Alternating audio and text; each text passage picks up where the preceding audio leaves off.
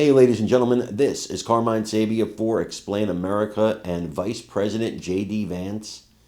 He could be, he should be, he may be your 2028 Republican presidential nominee, and according to what he just said, I like the looks of it.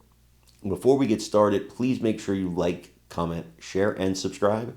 Those little things really help us out, and they help our channel continue to grow. And if you're not watching us on YouTube, please check that address in the lower right-hand corner. It's youtube.com/@explainamerica. And when you get there, please hit subscribe absolutely free. It really helps us out. J.D. Vance has done a remarkable job as vice president. He's been out there. He had to cast a tie-breaking vote, did that. But he's been out there. He's been giving interviews.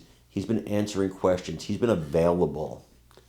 Something the previous administration didn't do much. I will say that former Vice President Kamala Harris, she made herself available for interviews. The president, not so much. But J.D. Vance, he takes it to another level. He's willing to go toe-to-toe with the media, talk to them, answer any question they might have, no matter how tough it is.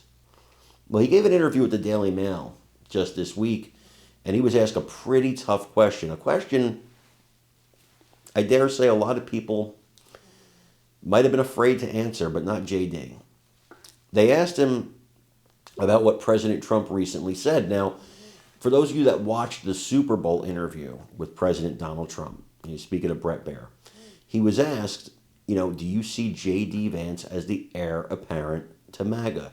Do you see him as the Republican candidate in 2028? And President Trump, he said, I'm not picking somebody for that yet. It's too early.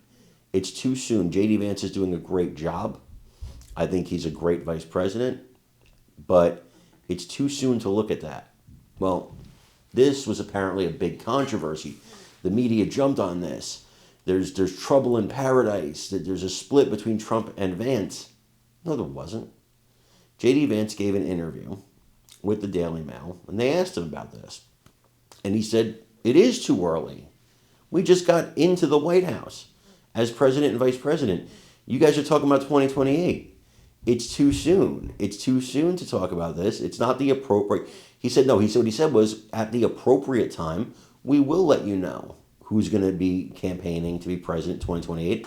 Will it be me? Will it be somebody else? And who will President Trump back?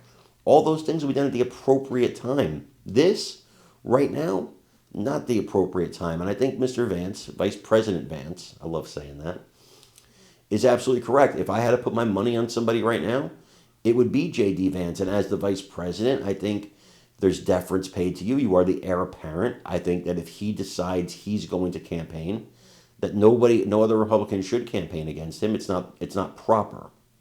It's not proper. It is his job to take, should he want it. Now, should he decide that he doesn't want it for whatever reason, we have a heck of a field, starting with Florida Governor Ron DeSantis, Sarah Huckabee Sanders.